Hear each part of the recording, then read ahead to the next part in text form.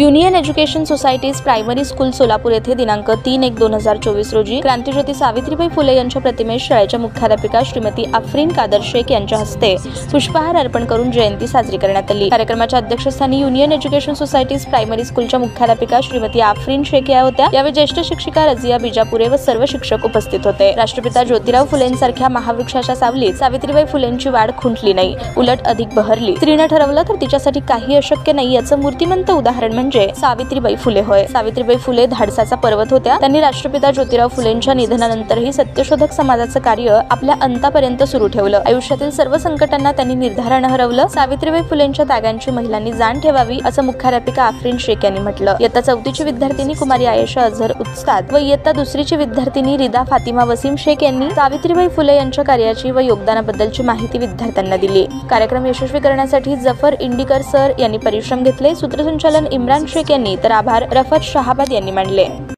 ताज्या बातम्या पाहण्यासाठी प्राईम मीडिया न्यूज चॅनलला सबस्क्राइब करा आणि बेल आयकॉन प्रेस करा।